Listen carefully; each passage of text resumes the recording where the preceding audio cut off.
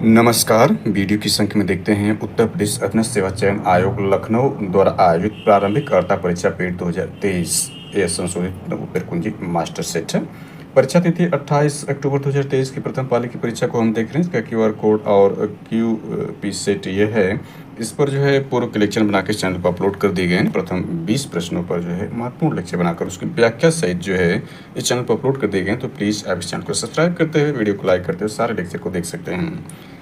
तो चलिए देखते हैं पेट 2025 के लिए लेक्चर अति महत्वपूर्ण साबित होगा, जो कि प्रारंभिक अर्हता परीक्षा 2023 का जो है संशोधित उत्तर कुंजी मास्टर सेट पर आधारित है। जैसा कि हम जानते हैं कि 2024 में जो है पेट का आयोजन नहीं करा पाई थी उत्तर प्रदेश अधीनस्थ सेवा चयन आयोग लखनऊ। इससे पूर्व 2023 में देखें 28 और 29 अक्टूबर 2023 को पेट का आयोजन किया गया था, जिसकी वैलिडिटी जो है देखें तो साल भर के लिए वैलिडिटी थी। तो यह समाप्त हो गई थी 2024 में ही। इसको एक्सटेंड कराने के लिए बहुत प्रयास प्रतियोगी छात्रों ने किया था, लेकिन ये संभव नहीं हो सका और वैकेंसियाँ रुक गई थी। तो यह देखें इसमें जो है कई महत्वपूर्ण वैकेंसियाँ रुक गई थी और 2024 में पेट का आयोजन नहीं कराया जा सका था और 2023 में इसका एग्ज़ाम जो है 28 और 29 अक्टूबर 2023 को आयोजित किया गया था। जबकि 2022 में देखें अक्टूबर में ही यानी 15-16 अक्टूबर 2022 को पेट 2022 का आयोजन किया गया था। 2021 में अगस्त में आयोजन किया गया था। इस बार सितंबर में आयोजन पहली बार किया जा रहा है, जो कि महत्वपूर्ण बदलाव के साथ अब यह 3 वर्ष के लिए इसकी वैलिडिटी हो गई पेट के लिए। जिसके अंतर्गत देखें तो उत्तर प्रदेश अधीनस्थ सेवा चयन आयोग द्वारा जितनी भी भर्ती परीक्षाएं निकलेगी वह पेट जो दिया रहेगा वहीं जो इसमें फॉर्म फिलअप कर सकता है। तो इसके लिए महत्वपूर्ण हो जाता है क्योंकि 3 वर्ष इसकी वैलिडिटी कर दी गई है। एक ही बार में आप ये 75 या 80-90 नंबर ला करके 99 परसेंटाइल से एबव यानी 99 पॉइंट कुछ एबव ला करके आप जो है 3 साल के जो है झंझट से मुक्त हो सकते हैं और 3 साल में जो भी वैकेंसियाँ आएंगी उसको आप फॉर्म फिलअप कर सकते हैं। यानी यहाँ आपको बार बार पेट देने की आवश्यकता नहीं पड़ेगी। तो इस दृष्टिकोण को रखते हुए इसमें चलिए शुरू करते हैं, जो कि इसका एग्ज़ाम नियरेस्ट आ चुका है। यानी 6-7 सितंबर 2025 का आयोजन किया जाना है। आज देखें 13 अगस्त है, यानी कुल मिलाकर देखें तो इसमें जो है 18 दिन यह है और 24 यानी 22-23 दिन शेष और बचा है। तो आप इसको जो है PYQ, क्योंकि ये देखें किसी भी एग्ज़ाम के लिए जो महत्वपूर्ण के होते हैं वह उसके सिलेबस होते हैं। तो सिलेबस में पूरे में चर्चा कर चुके हैं, इस पर लेक्चर बनाकर चैनल पर अपलोड कर दिए, आप वहाँ से देख लें सिलेबस को। और सिलेबस के बाद जो होता है PYQ होता है, प्रीवियस ईयर क्वेश्चन, इसको हम देख रहे हैं। इसके बाद प्रैक्टिस सेट होती है, तीसरा जो होता है प्रैक्टिस सेट होता है। यही 3 जो इसके बेस होते हैं, इस बेस पर कोई भी नींव आप खड़ा करके सफलता की जो है इमारत खड़ा कर सकते हैं। तो यह पूर्व के लेक्चर हम दे चुके हैं, यहाँ पर इसको डिस्क्राइब करने की आवश्यकता नहीं है। चलिए नेक्स्ट पे चलते हैं। यानी इसमें देखें तो 21 तक हमने देख लिया था, इसमें देखते हैं 22 नंबर से प्रश्न को इसमें शामिल करते हैं। तो 22 में देखें एक व्यक्ति जो संसद का सदस्य नहीं उसे राष्ट्रपति तो अधिकतम कितने महीनों के लिए मंत्री के रूप में नियुक्त किया जा सकता है? 6 महीने के लिए नियुक्त किया जा सकता है। इंपॉर्टेंट है, इसको आप नोटेड पॉइंट के रूप में रखें। इसको हम एक्सप्लेनेशन नहीं करेंगे, अर्थात ज़्यादा लंबा हो जाएगा। पूर्व के वीडियो में प्रथम 20 प्रश्नों में ज़्यादा विस्तार कर दिया था, तो यहाँ पर एक्सप्लेनेशन नहीं करते हैं। तो ये 6 महीने है।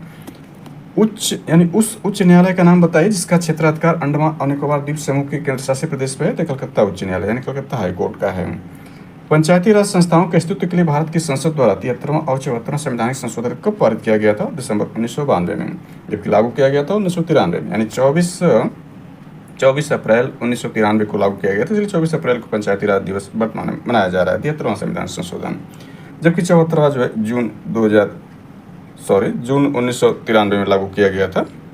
तो चलिए देखते हैं इसके बाद 25 नंबर प्रश्न ये आपका बनता है। वर्ष 1928 में मोतीलाल नेहरू समिति द्वारा अंकित में से कौन सा अधिनियम विधेयक प्रस्तावित किया गया था? अधिकारों का बिल इंपॉर्टेंट है, बिल ऑफ राइट। आप जाकर हिस्ट्री वाले पार्ट में सारे देख सकते हैं, जिसमें मोतीलाल नेहरू के जो रिपोर्ट थी उस पर चर्चा किया गया है। इसके अलावा गांधी जी की 14 सूत्री मांग, जिन्ना की जो 15 सूत्री मांग इत्यादि जो है उस पर विस्तार चर्चा किया गया हिस्ट्री वाले पार्ट में। तो आप नेहरू रिपोर्ट को जाकर देख सकते हैं, जो कि देखें यह जो घटनाक्रम शुरू होता है वह आपका साइमन कमीशन के बाद होता है। साइमन कमीशन के विवाद के बाद 2 बार साइमन कमीशन का जो होता है भारत दौरा होता है। इसके बाद जो चैलेंज करते हैं वहाँ के जो रहनुमा होते हैं कि भारत जो है ऐसा बनाए जो सबको सर्वमान्य हो। तो इसमें मोतीलाल नेहरू की अध्यक्षता में जो है कमेटी बनाई जाती है, नेहरू रिपोर्ट प्रस्तुत की जाती है। इसके बाद जिन्ना का 14 सूत्री मांग होता है। गांधी जी के भी महत्वपूर्ण मांग के संबंधित नियम आते हैं। तो इस पर ध्यान दें कि इसमें शामिल क्या है, अधिकारों का बिल इंपॉर्टेंट है। आप हिस्ट्री वाले पार्ट में जाकर सारी गतिविधियों को देख सकते हैं। इस चैनल की प्लेलिस्ट में उपलब्ध है, तो प्लीज़ आप इस चैनल को सब्सक्राइब करते, वीडियो को लाइक करते, सारे लेक्चर को देखते रहें। 26 नंबर देखें तो यह है स्वर यंत्र के संबंध में निम्नलिखित में से कौन सा सही है। स्वर यंत्र के संबंध में निम्नलिखित में से कौन सा सही है, तो पूर्णांक है, यानी which one of the following correct regarding renix. तो यह इसमें फुल मार्क्स कर दिया गया है। पूर्णांक का मतलब ये सभी लोगों को, इसमें विकल्प नहीं है, यानी इसे यहाँ विकल्प में दिया गया। यह हो सकता है कि ये जो प्रश्न हो चारों विकल्प सही हो या कोई विकल्प सही ना, विवादित के कारण इसको पूर्णांक कर दिया गया है, यानी फुल मार्क्स सारे कैंडिडेट को दे दिया गया है। तो यहाँ प्रश्न है नहीं, क्योंकि संशोधित उत्तर कुंजी मास्टर सेट है, इसलिए इसकी डिस्प्लेशन नहीं किया जा सकता। चलिए 27 नंबर देखते हैं। तो मिल्क ऑफ मैग्नीशिया किस प्रकार का कोलाइड है, तो सोल है। मिल्क ऑफ मैग्नीशिया क्या है, किस प्रकार कोलाइड है, तो ये सोल है। 28 नंबर देखें निम्नलिखित में कौन सा कार्बनिक यौगिक मानव शरीर में प्रोटोप्लाज्म को जमा देता है, तो मेथेनॉल है, यानी मेथेनॉल जो है, मेथेनॉल ऐसा कार्बनिक यौगिक है जो मानव शरीर में प्रोटोप्लाज्म क्या कर देता है, जमा देता है। अगला निम्नलिखित में कौन सा आंतरिक सौर मंडल में स्थित एकमात्र बौना ग्रह है, तो सेरस है। आंतरिक सौर मंडल में स्थित एकमात्र बौना ग्रह है सेरस। 30 नंबर देखें तो यह है बिछुआ यानी नेटल की पत्तियों के चुभने वाले बालों में निम्नलिखित में से कौन सा अम्ल मौजूद होता है, तो मैथेनिक अम्ल होता है। यानी जो बिछुआ या नेटल होता है कि पत्तियों के चुभने वाले बालों में कौन सा अम्ल होता है, तो मैथेनिक अम्ल के कारण वह चुभता है, यानी दर्द उत्पन्न करता है। इंपॉर्टेंट है, इसको नोटिस पॉइंट के रूप में रखें। इसके बाद देखते हैं, यह करंट अफेयर्स आ जाता है। यहाँ पर यह इंग्लैंड न्यूजीलैंड वनडे मैच बारिश के कारण इंग्लैंड को जीत के लिए 48 ओवर में 324 रन चाहिए थे। शुरुआती 10 ओवर में औसत स्कोरिंग रेट 6 था, लेकिन अगले 10 ओवर में बढ़कर 8.5 हो गया। इसके बाद अगले 10 ओवर में 5.5 पर आ गया, अगले 10 ओवर में फिर बढ़कर 7 हो गया। अब मैच जीतने के लिए औसत की ज़रूरत है, रीजनिंग है, यह जो आपका करंट अफेयर्स नहीं बल्कि रीजनिंग है। तो यह मैच जीतने की औसत क्या ज़रूरत है, तो यह पौने सात जो है यह की औसत चाहिए मैच जीतने के लिए। चलिए इस प्रश्न को देखते हैं। रीजनिंग का बहुत ही आसान प्रश्न दिया गया है। यहाँ 48 ओवर में 324 रन चाहिए। तो यहाँ देख सकते हैं जो 10 ओवर है, यह भी 10 ओवर, यह 10 ओवर, यह 10 ओवर, कुल मिलाकर 40 ओवर में ये बताया गया। 8 ओवर अभी भी शेष है। तो यहाँ देखें 10 ओवर में यह स्कोरिंग रेट क्या 60 है, यानी कहने का मतलब 10 ओवर में 60 रन बने। यहाँ पर 10 ओवर में देखें तो यह 8.5 हो गया, यानी कहने का मतलब 85 रन बने। और 10 ओवर में 5.5 पे आ गया, कहने का मतलब इसमें 55 रन बने अगले 10 ओवर में। और इस 10 ओवर में देखें 7 हो गया, 70 रन बने। इसको ऐड कर लेते हैं, 5 5 10 हो जाएगा, 7 5 12 8 20 6 26 27 270 हो जाएगा। यानी इस 40 ओवर में 270 रन बने। बनाने कितने हैं, 324 बनाने हैं। 324 में से 270 घटा देते हैं, तो यहाँ 4 हो जाएगा, 5 हो जाएगा, 54। कितना ओवर शेष बचा, 40 ओवर में यह 270 रन बनाया है, यानी 8 ओवर और बचा है। 8 ओवर में कितना बनाना है, 8 ओवर में 54 रन बनाना है। इसलिए एवरेज निकाल दें, 54/8, 8 6 48, 8 6 48 हो गया, और 6 बचा 60, और 7 8 56 हो जाएगा, और 5 बचेगा, 8 बचे 40, यानी 6.75 का एवरेज से मैच जीतने के लिए यह जरूरी होगा एवरेज। चलिए 32 नंबर देखते हैं, कितने से कौन सा अवरोही क्रम, अवरोही क्रम मतलब डिसेंडिंग आर्डर, डिसेंडिंग आर्डर मतलब घटता हुआ क्रम। इसी तरह से असेंडिंग आर्डर होता है, बढ़ता हुआ क्रम होता है। तो घटते हुए क्रम का मतलब इसमें सबसे बड़ा हमको देखना है। फिर इसके बाद जो है, यानी यहाँ पर चूंकि आंसर के दिया है, इसलिए यहाँ हमें करने की आवश्यकता नहीं है, ये पहले ही असेंडिंग आर्डर में व्यवस्थित करके दिया है। तो सबसे बड़ा इसमें 9/13 है, फिर उससे छोटा 11/17 है, और सबसे छोटा इसमें जो है वह 5/8 है। आप इसको चेक भी कर सकते हैं। यहाँ देखें, इसको काटना चाहें तो 90/13 हो जाएगा, तो ये हो जाए 0.1378, 13×6 6 बार 13 7 91 हो जाएगा। 78 का मतलब ये हो गया 12 120, और 13 9 117 ये हो गया इसका।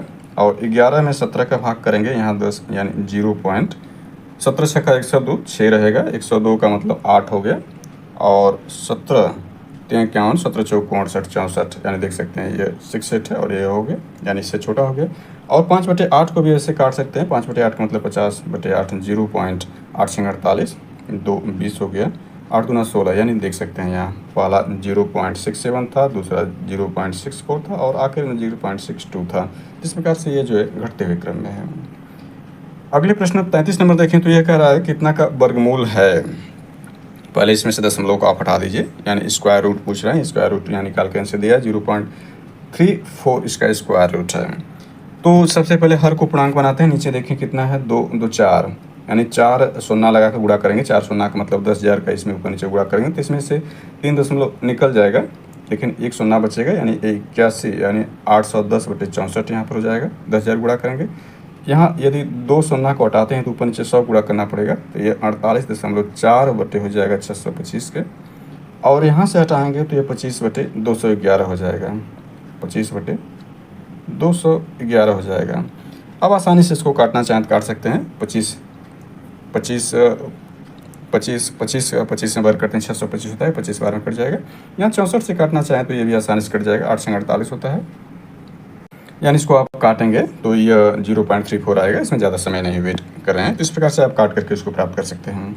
34 नंबर देखें तो यहाँ लिखा है 8 का इनवर्स माइनस 9 का इनवर्स ब्रैकेट क्लोज होल का इनवर्स भागे 4 का इनवर्स माइनस 9 का इनवर्स कुल का इनवर्स। तो सबसे पहले कोष्टक को तोड़ा जाता है, जैसा कि हम जानते हैं ये बदमाश का रूल जो होता है बदमाश का, उसमें देखें तो सबसे पहले ब्रैकेट होता है, फिर इसके बाद जो होता है हम डिवीजन करते हैं, फिर इसके बाद मल्टीप्लिकेशन करते हैं, फिर एडिशन, लास्ट में सब्सट्रैक्शन कर देते हैं। तो ब्रैकेट को इसमें खोलना चाहें तो ये 8 का इनवर्स का मतलब 1/8 ऋण 1/9 और इसका भी इनवर्स है यानी घटा के इनवर्स करना है, तो इसका एलसीएम लेंगे तो 72 हो जाएगा और यह 1/72 हो जाएगा, घटा देंगे तो इन्वर्स करने का मतलब सीधे 72 हो जाएगा। यहाँ भी करें तो ये आपका जो है 1/4 ऋण 1/9 हो जाएगा, यानी यहाँ पर देखें इसको तो यह 5/36 हो जाएगा, 5/36 होगा, इसको इन्वर्स करने में 36/5 हो जाएगा, यानी 36/5 हो गया। यह 36 गुना 72 2 हो गया, यानी 1/10 हो गया, और उसका भी इन्वर्स कर देंगे तो ये 10 हो जाएगा। इसका आंसर ये रहा। इसके बाद यहाँ देख सकते हैं 35 नंबर, दिव्या अपनी मासिक वेतन का 24% भोजन पर, 15% अपने बच्चों की शिक्षा पर खर्च करती है। शेष वेतन में से 25% मनोरंजन पर और 20% प्रोत्साहन, 20% परिवहन पर खर्च करती है। उसके पास अब भी देखें तो 1736 बच्चे। दिव्या का मासिक वेतन क्या है तो 32,000 है। तो इसको आप सॉल्व करें तो इसका आंसर 32,000 होगा। यहाँ पे इसको सॉल्व नहीं करते हैं। 36 नंबर देखें तो निम्नलिखित में से किस विकल्प में विलोम युग्म सही नहीं, यानी यहाँ सिंधी हो गया, तो विलोम युग्म सही नहीं है। डवाडोल का अस्थिर लिखा है, ये डवाडोल मीन्स अस्थिर होता है, यानी समानार्थी शब्द दे दिया है, यानी विलोम युग्म नहीं है, अपोजिट वर्ड नहीं है। इसके बाद होनहार बीरवान के हो चिकनी पात लोकोक्ति का अर्थ निम्न क्या है, तो होनहार व्यक्ति की प्रतिभा बचपन में दिखाई देती है। इसका मतलब यह है निम्नलिखित में से किस विकल्प में सभी शब्द पुल्लिंग हैं, तो प्लेटफार्म, प्राधिकरण और गिरोह, यानी सभी शब्द ये जो है, यानी निम्नलिखित में से किस विकल्प में सभी शब्द पुल्लिंग है, तो विकल्प ये जो है सभी पुल्लिंग हैं। पुल्लिंग और स्त्रीलिंग की जांच के लिए हमने हिंदी वाले पार्ट में जो चर्चा कर लिया, आप जाकर प्लेलिस्ट में हिंदी के सारे को देख सकते हैं। इसकी पहचान के लिए हमने बताया था कि उससे पहले हम विशेषण लगाते हैं। यदि पुल्लिंग का विशेषण लग जाएगा तो वह पुल्लिंग शब्द हो जाएगा, और स्त्रीलिंग का विशेषण लगेगा तो स्त्रीलिंग हो जाएगा। जैसे प्लेटफार्म है तो यहाँ पर बड़ा प्लेटफार्म है, यानी बड़ा प्लेटफार्म है इसलिए पुल्लिंग हो गया। बड़ी प्लेटफार्म नहीं कहा जाता है इसलिए पुल्लिंग है। प्राधिकरण, इसके पहले यदि हम कोई यानी विशेषण लगाना चाहें, वैसे गिरोह को देखें तो यह बड़ा गिरोह, बड़ी गिरोह नहीं होता है, बड़ा गिरोह, इसलिए ये भी पुल्लिंग है। प्राधिकरण को इसी प्रकार से हम जांच सकते हैं।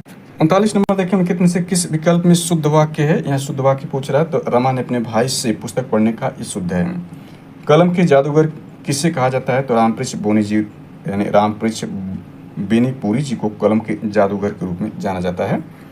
41 नंबर देखें तो यहाँ से इंग्लिश हो जाता है, choose the antonyms of underline words from the given option, यानी एंटोनिम्स यानी विलोम शब्द पूछ रहा है, तो किसका पूछ रहा है, he is very fastidious about his choice of food, यानी इसका जो फैस्टिडियस का जो एंटोनिम्स विलोम होगा केयरलेस होगा।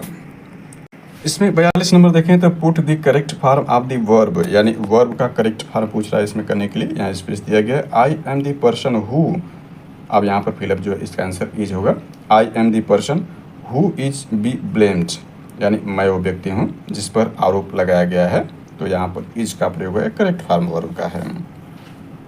नेक्स्ट इसमें देख सकते हैं 43 नंबर यह है कि which of the following spelling is incorrect, incorrect है पूछ रहा है, तो एनिवर्सरी लिखा है, ये गलत है, एनिवर्सरी ये गलत है। इसके बाद read the following paragraph and answer the following question, यानी 44 और 45 का जो इस पैसेज पे आंसर देना है। यहाँ पर देखें एनिवर्सरी लिखा है, जबकि एनिवर्सरी होता है, तो एनिवर्सरी शुद्ध होगा, एनिवर्सरी लिखा है यहाँ पर, इसलिए इनकरेक्ट है। स्पेलिंग भी पूछता है, स्पेलिंग यानी बैक बोल रही है आपका स्ट्रांग होना चाहिए, तो ये भी इससे 5 नंबर के इंग्लिश से है, 5 नंबर जो हिंदी से प्रश्न है, तो इसमें बैक बोल रही भी इंपॉर्टेंट है, इस पैसेज पर आप देख सकते हैं। इसके बाद रीनिंग है, तो आगे जो है नेक्स्ट प्रश्न पर एक्सप्लेनेशन किया जाएगा।